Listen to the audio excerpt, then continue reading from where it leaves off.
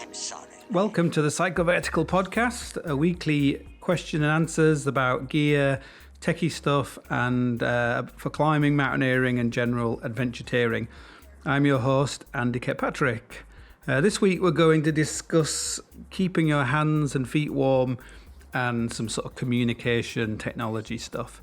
What day is today? Today is Monday, I think, and I'm off to Saudi Arabia next week. So I'm decided to do like one podcast for the next few weeks. So this will be, I'll just do this techie sort of podcast for the next few weeks because I've got lots to do. Like I seem to have spent the last few months complaining about doing illustrations for my latest book, and in the process I've got like a commission to do some illustrations for somebody else's book, so I'm doing that, which is quite an interesting book. It's a book about someone actually a friend of mine who wanted to do the 7 summits, but the 7 most classic summits, so he did the Nose, Amadablam, did a route on Mount Cook, and some I can't remember. Alpe Mayo. What else did he do? Alpe Mayo.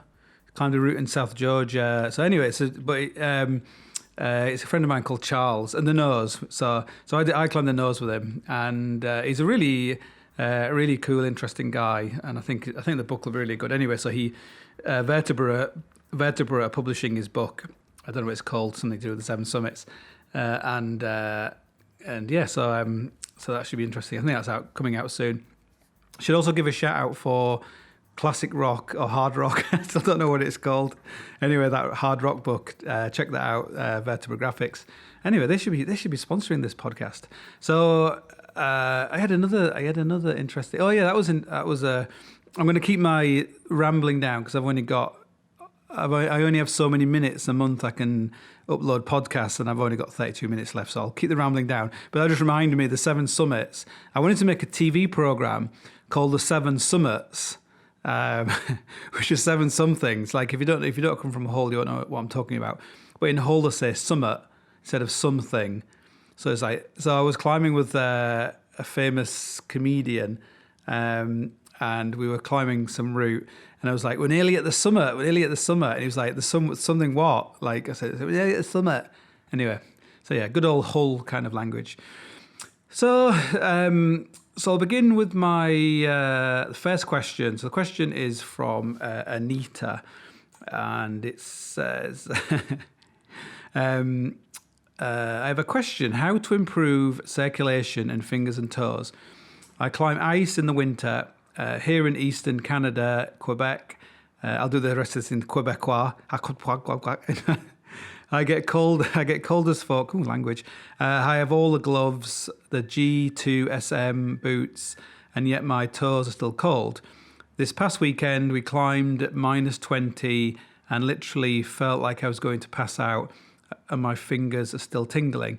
Is it me? I'm a woman with bad circulation. In brackets, is this common? I don't think I have a condition. This season, I made an effort to bring a bottle of hot tea to drink a lot, to snack, to stay hydrated and fed, yet I still froze. So then she put supplements, ? Enemas, ? Do I just give up ice climbing, ? Or should I suck? So this is an interesting one. I know I keep mentioning going to Denali in the wintertime. I do apologise, but it's kind of irrelevant here in that my wife, Vanessa, was one of these people where she said she was always cold, and she didn't like the cold and all this kind of stuff. So what do? You take her to Denali in the wintertime where it gets down to -50. And you're up there basically for 2 months, living in you have to sleep in 3 sleeping bags and maybe more than sleep. Anyway, but you're in this super, super cold temperatures where you're going to get frostbite, within seconds, 30 seconds, you get frostbite. And she said she wasn't really, well, she did get frostbite, but apart from that, that was her fault. But she she said she was warm the entire time. So I would say that her problem the same problem with a lot of people is they just don't know how to dress properly for for the cold, and which is down to like I said, the biggest mistake people make with their hands is they think that gloves are going to keep their hands warm, which they're not. Like gloves are a complete waste of time. Like if you see some kind of wad like -20 on the Grand Jurass and he's just got his like thin gloves on, like generally when you're climbing in such cold temperatures, like I used to have, like I've climbed in like very kind of thinnish gloves, like the old sort of one of the best gloves they ever made was the old Black Diamond sort of dry tool glove. But they don't make it anymore, but quite a thin glove. But basically, your hands are absolutely frozen. Now, I'm lucky I've never had hot aches in my life, and I would say that's down to knowing how to dress properly, which is, maybe not. Maybe I've got like amazing circulation, but basically, when it's super cold and you're wearing thin gloves, which you might need to do if you're going to do like really technical kind of winter climbing, is you can, after like years of climbing, you can basically tell when you're getting frostbite, which is not an easy, like when you, anyway. But you can sort of tell when you're getting frostbite. So you're always basically monitoring your hands the whole time, and you like when I was doing, if you're doing like sort of very like more technical, grade 5, grade 6 kind of mixed climbing in like super cold temperatures, then I used to wear like a thinnish pair of like leathery palmed sort of soft shell gloves, which they weren't waterproof. Like I've never wear waterproof gloves, and over the top of them I had a pair of mitts that I could like push my palm and my thumb and my fingers out. So I would be like basically having this like two glove system where when it was technical, I could climb with my hands out, my fingers out, and if I had to put any gear in, I could do it with my fingers with these gloves on. They were thin enough for that, but they were thick enough to give me some kind of insulation. And also, you always need to keep the metal off your fingers, and you also need to keep the snow off your fingers so you can brush the snow off. And then as soon as it was as soon as the angle was less or whatever, it wasn't technically difficult, I would immediately like flip my fingers back into my mittens. So I had this kind of it's going to be a slight bulkier system, but I found with that system I could climb in pretty cold temperatures, -15, whatever kind of temperatures, and that worked really, really well. But it's actually quite hard to get the right combination of gloves to do that. Like I even end up like making my own mittens, because I don't want mittens where just my fingers stick out. The classic fingerless glove flipper mitt. Now I would say like they are still really, really good, the flipper mitts, but the problem with most of the flipper mitts is they're either badly designed or they're made out of that kind of thin fleece material. And a big thing for me is I want all my gloves and all my clothes, I want to be able to brush the snow off them immediately. So if you're like daggering up a snow slope and you have those kind of gloves on and they're fleece, then they're just going to sort of wet out and fill with snow and everything else. So they're like my preferred mitten would always be like a shell with fiber pile on the inside or some kind of synthetic insulation. So it's very hard to find a flipper mitt that's made out of anything apart from fleece or membrane fleece, which is a real shame, really. And so the only alternative, like the do it all kind of alternative for me, if I was climbing in basically if I'm climbing anywhere, unless it's like a proper technical sort of winter climbing, I would generally wear a pair of mittens, which are quite big, and like sort of fiber fill kind of mittens, like kind of expedition kind of mitts, and I have them attached to myself with some bungee cord just to where my elbow is, and then I would just whip them off. Like I would just climb with them like that, with nothing on the inside, just my bare hands. And as soon as I got to anything where I had to put an ice screw in or whatever, I would just whip my hands out, bare hands, and put the screw in, put some gear in, whip them back on again, and carry on going. And because they're fiber fill, like ideally you want ones which have like fiber pile palms or some kind of not fiber fill, because a fiber, like, you know, synthetic fill stuff, because that's actually quite there's no friction, so basically it feels like there's kind of movement on your palm. You want your ice axe and the leathery kind of material and then the lining all to be like sticking together ideally. Like Montaigne made me some really good gloves, which were I don't think they had anything in the palm. They were mitts, they had nothing in the palm at all. I think it was almost just like the grippy stuff, and they weren't made out of leather because the leather could often freeze as well. That's a bit of a problem. So I would always say that is just to go for like a really good pair of mitts and just ignore all the gloves. Like the gloves are just a waste of time. And if you're doing like technical climbing in super cold weather, then I would also potentially recommend getting some like industrial latex gloves. You know, like the ones you can buy in B&Q and hardware stores. They're usually like a black material, and they're actually rubber. So they actually act like a vapor barrier glove. And you just wear them on your hands, and they stop your hands, the sweat from going from your hands into the mitten. And if there's any moisture in the mitten, it won't stick to your fingers. Your hands have a little bit more grip. You could try some of the slightly thicker ones that people wear, and that actually works quite well. Like I wouldn't bother with that if you're going to do like a multi-day trip potentially, because it's probably not good to have your hands in rubber gloves for like multiple days. And one last thing with your mitt system is you want the mitt, so when they're hanging from your wrist or from your elbow, like if you have them hanging from your elbow, or the other way is to have some cord that somehow goes up, like pull the when you're not using the gloves, the mitts, pull them over your shoulder so they're hanging underneath your arms. If you don't want them to fill with snow, if it's spindrifty, so they always want to be hanging kind of more down or like parallel, if that makes sense. So a lot of mitts have like a little hook, a little clip loop on the fingertips, so they can hang down on the back of your harness. You don't want them to fill with snow when you're climbing. So you just kind of work out a system where when you take them off, they don't fill with snow, because you don't want to put your hands into snow. But even if if those kind of mitts are so warm, it doesn't really matter.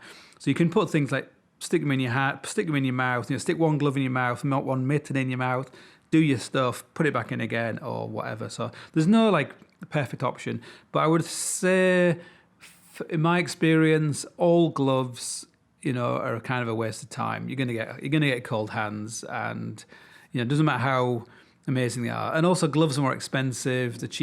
They're more expensive to replace, and a decent pair of Expedition, Black Diamond, whatever, are good. I think the last mitts I had these giant ones made by, again, this company called Wiggies. I'm not sponsored by Wiggies.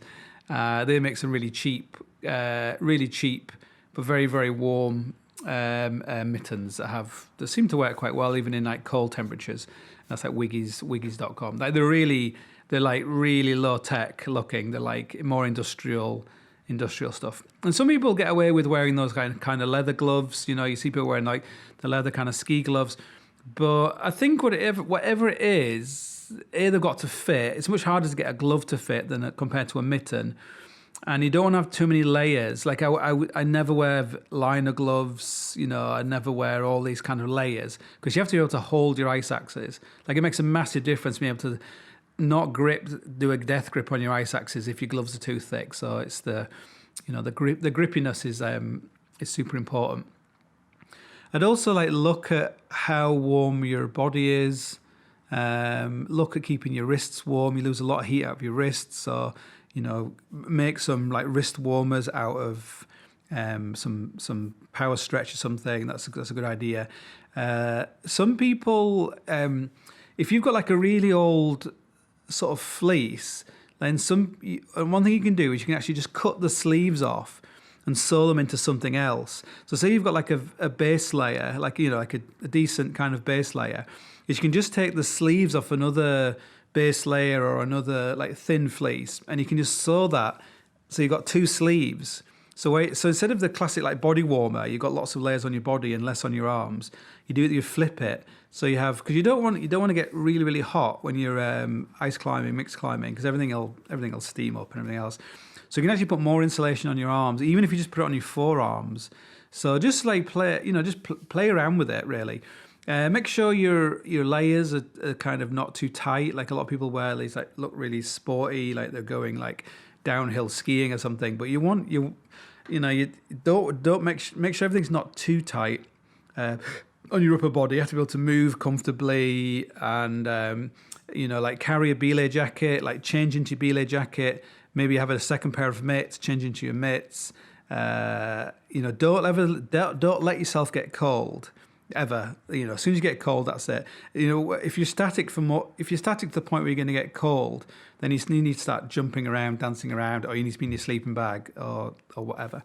So when it comes to feet, the number one reason people have cold feet, I think, is their boots are too small for them. If your boots are too small, you've got them like super technical, then your feet are gonna get cold probably. Just have a quick tea break. Hang on a minute. I always like make a cup of tea before I do this, and I always goes cold.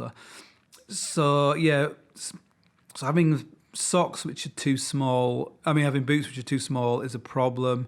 If that's not the problem, like if they are a bit too small, then look into wearing like thinner socks. It's a kind of bit obvious really, but the old classic, wearing like a thin pair of socks and a big massive thick pair of socks, personally I don't think that works so well with a lot of the modern boots. Like I think the Sportivas, like the G2 SMs and things, I don't actually think they're designed. I feel like they're designed more to wear almost like a rock boot. So you don't want this like ginormous amount of socks in there, because the boots themselves should be warm enough, like without having to put loads and loads of socks on. Maybe like I remember, I think I said, like, was it last week, the week before? Like, maybe get some bag balm, like put bag balm on your feet, make sure your feet in good condition. You could think about using some vapor barrier socks. You might not have enough room. I would probably again check out wiggies.com and get some of their Wiggies socks, which are like a synthetic sock. I think the company I was trying to remember the other day that made vapor barrier socks is a company called Vaportherm, which are in Canada or Alaska, and they also do like a vapor barrier mitten, and I expect they're very warm, and they're again designed to avoid moisture going into the insulation and sort of wetting it out. So I check them out. They're a kind of very obscure company, Vaportherm, and they do like a sock which is made of fleece, which is like a vapor barrier sock, but it's a fleece one, and you just wear that next to your feet. Another way to keep your legs warm is consider wearing more trousers, like even wearing two pairs of, just like get up the insulation on your lower legs. Like sometimes if you just put on two pairs of waterproof trousers, you suddenly find like you're like a lot warmer than you were before. Again,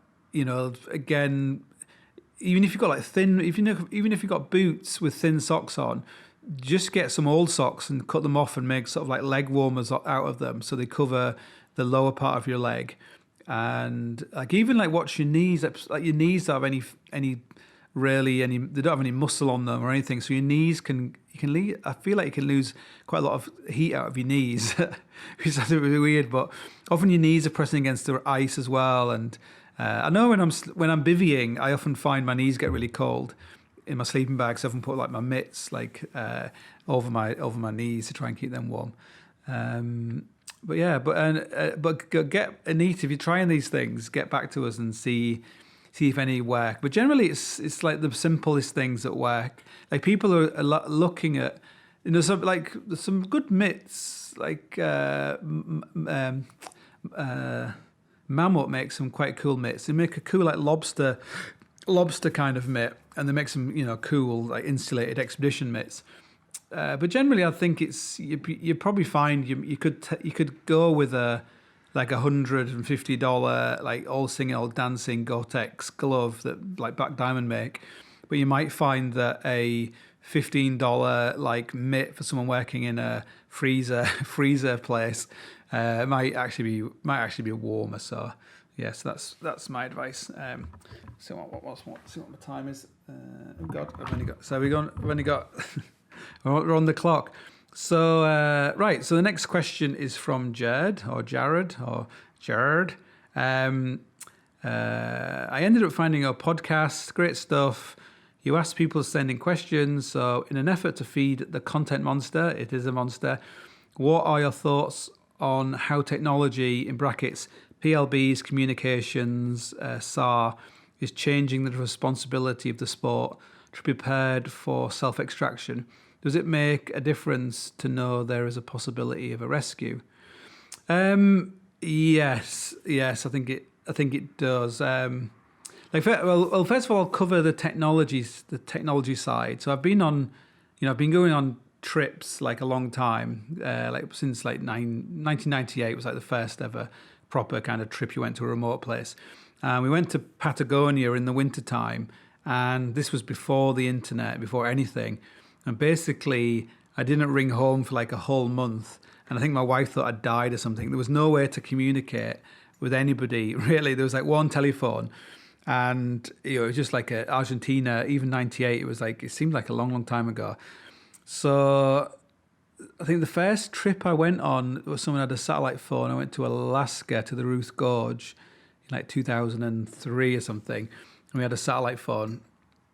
And then from then on, like more and more sort of technology started appearing. And when I went to Greenland, we had like 2 satellite phones. And then I went on trips and you had like all sorts of technology. You had like an E-band and all this stuff. You could you could send bigger files. And then we had you have like EPEBs and, the spot devices and all this kind of stuff. And I think what's very important if you go on a trip is to be there, I don't believe in I'm not necessarily fully, like I'm often very wary of people codifying things into like the idea of balance, like, oh yeah, life's all about balance. Like personally, I don't like that idea. I like the idea of whatever you're doing, you have to be completely doing it. Like I like kind of a Japanese kind of thing. You're here. You're a climber. That's what you're doing. You're not like a dad or a husband or a whatever. You are here 100%, and you are climbing this mountain or you're doing this trip. And the only people you should be thinking about most of the time is the people you're with and thinking about them. So if you go on a trip and you have a satellite phone, and people are constantly ringing home all the time. Sometimes you go on a trip and you have all this like lots of free data or lots of minutes on a satellite phone, and people are ringing up all the time and they're sending their emails and they're getting messages and people are stressing them out and I remember I once met Boga Ausland, who is this whole thing's been blowing up at the moment about thinking of Brady, what he did in Antarctica, whatever, who's not really bothered. Anyway, Boga Ausland is like, the real deal kind of, there's no kind of polar exploring anyway, but, long distance walking in the cold kind of person. And he had this story where he was, I think he was trying to ski from Siberia to Canada. He was going to be the first person to do it solo, unsupported. And he was like, 2 months, 3 months, however long it was a hell of a long time, all by himself, scary polar bears, it's hardcore stuff like the North Pole. Anyway, so he gets his satellite phone and he rings home and he's like, oh God, my pulk is starting to break apart and all these things going wrong. And his wife's like, don't you dare fucking ring me up like this. I'm looking after our kids and I've got all this stress going on and you're off fucking skiing around up there. She really like put him in his place. And there is an element of you don't want to, that kind of communication backwards and forwards. It should really be for emergencies only.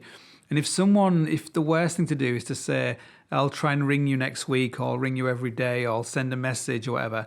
Because if your technology breaks, then and you don't send that message, that's like living hell for someone on the other end. They're just going to be just it's bad enough anyway if you leave someone and you're going to do some scary shit somewhere. Even if you just say I'm going to text you, you need to have like a rock solid. I'll text you if I get killed. You need to do it something like that, another way around really. So there's a lot of responsibility of how you're going to use that kind of technology. And another aspect of it is this idea of like, oh yeah, I'll just pull the pin, I'm going to get rescued with this e-pair, whatever. But in my experience, when you want to get rescued, or when something is really, really bad is going on, there is no rescue available. So it can lead you into a false sense of, oh, don't worry. Like last year, we didn't need, we were getting to the point where we had no food. And we'd had no food for, basically we'd had like one bag of pasta. And I mean like a small bag of pasta to last about 7 days for 2 people. So I think for the first 3 days, we had some pasta for our breakfast. And then after 3 days, it had all run out. And then we just ate the last bits of trail mix we had. Then the last sort of 2 days, we didn't have anything to eat at all. But you're in the sort of survival mode. You're in a tent, that kind of stuff.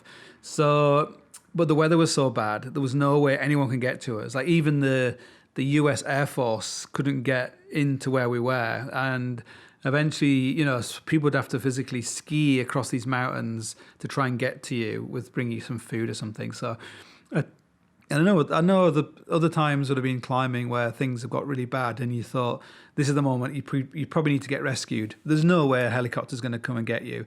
And I remember a few years ago, when I went to Greenland, got caught in this Pitarack, this storm that was just, it's like 120 mile an hour winds, like horrendous kind of storm. And you just know that by the time, once your tent's disintegrated and everything's blown away, like your boots and your pulk and your skis and everything, and you're just exposed in the elements, you're just going to be dead long before anyone comes to get you. You can press the button, but someone's just going to come looking for your body. So it's really important to fully protect yourself. Like in Antarctica, we built like a wall that was probably like 3 feet thick and sort of 5 feet high, like all the way around the tents we had.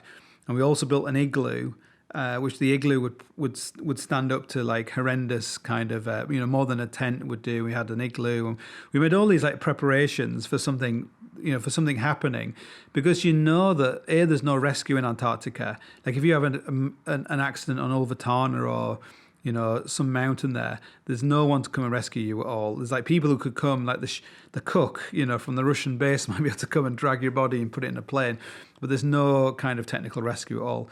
But at the same time, you could probably download your emails, or we're watching like the Mighty Boosh on an iPod and stuff. So I'd be very, very careful. So and another thing I'd be really careful of is depending on technology. Now, what happens is you think, right, we're going to do this trip, we're going to go to this place, and we're going to take like a video camera, and we're going to take a laptop, and we're going to blog every day, and we're going to, we need like a satellite phone, we have to like attach it to this computer, and then we need a solar panel, and then we need a thing so we can plug the computer into the solar panel. And before you know it, you've got like fucking 50 wires, and you've got plugs, and you've got stuff that turns up from Amazon the day before you go, and nothing is you never actually use the satellite, you never use the satellite phone properly, you've never got you never really charged anything with the thing. And the more technology you have, the more, like I would consider any piece of technology you take as being broken. There's 50% chance it's going to be broken on that trip.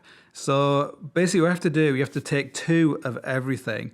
If you don't want to get like completely screwed by some technical malfunction, you're going to take 2 of everything. So the only way to do that physically is to take the smallest amount of stuff as possible. So, so basically if you have instead of taking some like big camera, if you can actually get like really good quality, footage from a compact Sony, really good quality compact camera. And if that camera can be charged via USB, like basically everything everything you have has to be charged by USB. You don't want anything you have to plug into, like a proper socket, like so you have to suddenly have an inverter and all that kind of stuff. So your camera, your communications equipment. So I would, unless you've done it before and you've got the strength and the wherewithal at the end of the day to write a blog and try and sit there fucking around trying to upload it from a satellite phone, don't bother. Like just either get a satellite phone and communicate with someone verbally and get them to write it down. Write it down what you're going to say, ring someone, read it to them, get them to post it on your blog or whatever. But ideally, I'd even avoid using a satellite phone. I would just use something like an InReach, like an InReach Mini, which is pretty cheap compared to the kind of trip you're going to go on. Like I would just take 2 InReach Minis, so you've got like redundancy. They both charge off a USB, and and I would just like go with those. I would communicate with those. You can use them as an EPIRB, so you don't need to worry so much about not carrying a separate EPIRB. An EPIRB is like a satellite location thing. You can do all sorts of stuff with it. If you're going to do a lot of writing via that, I would probably take a really cheap smartphone, like a thin smartphone. And I tend to find Samsung stuff works much better in the outdoors. Like if you want to do really fancy stuff, and you are going to want to upload stuff, then I would probably take like a Samsung kind of tablet or something, because I find they tend to work better in those kind of temperatures. And if you're in a cold place, like everything has to be in a plastic bag, because as soon as you bring it from the cold into the warm, it'll like water condenses on it, and there's loads of like stuff you need to learn. And if you don't know that already, then don't take it, because you just anything you take, you have to have used it and really understand how it works. Like I would go and do a little mini trip, go away for a week and take all this technology and try and post blogs, try and make some films with your camera, learn what maybe you need to take like a separate little microphone to get this better sound on a camera. Do you need like a little housing on your camera? You can put a little microphone on top of it, and loads of little tiny things. But you basically want like a communications package, like make sure all your cables aren't going to break in the cold, or get really small cables so they're lighter and they take up less space. Zip tie them all together so you don't lose them, and all these kind of little things. And you basically want like a communication system that you can almost like fit in your pockets. You don't want a big MacBook Pro, and you don't want 2 Iridium phones and like an inverter, and when it comes to power, I would consider, I tend to find that unless you go in the right kind of place, then solar power is always a bit of a pain in the arse. It's never as good as it's advertised to be. So I would kind of more recommend just to maybe take a little bit more weight and just take some big battery packs. And the same thing with the battery packs, I would make sure I'd use them lots of times before I went away, because you do get dud ones which just stop working. And like I think on Denali we had 3 or 4 like biggish battery packs, and with those we charged our head torches, we charged a lantern, we charged our InReach, our cameras. We did everything. There was no way we were going to get like a thingy to work, a dish, what do you call it, one of those things, solar panel to work. And you have your batteries, mark everything, so everything's got a name, or some identifying mark, and make sure that as you're running out of batteries, your final 2 batteries, you need like redundancy. They're the batteries which you're only going to recharge your InReach on maybe your head torches or whatever, because it's no good not being able to communicate and have to get rescued or die, but you've got like your cameras on full or whatever. So and I think this it reduces the stress if you have two of everything. like it's not like massively expensive. Like I think an InReach you can get one for like they're like 200 quid or something. They're probably that price is coming down, and you pay like I think it's like you pay like a yearly fee to register it, and then you only pay when you're going away, and you basically communicate by sending like a text message, and you can send it. I think you send it to like email address or a mobile phone, and it's quite good because you can only send these like very small messages. Someone can send you the weather every day, and you can pick it up, and you can just you can have preset messages if people want to know you're not dead and stuff. So yeah, so that's it. So I think have I gone over my time anyway? So that's it for this week. If you want to support this podcast and help me get a sponsor so I can pay for my hosting this podcast, then the best thing you can do is share it with friends and enemies. And I've got I've got a backlog of questions, and I will try and answer them as soon as I can. And but keep sending them in. I'm sure every time I do a podcast, questions come into your head or things I'm talking about, probably not very clear about some things.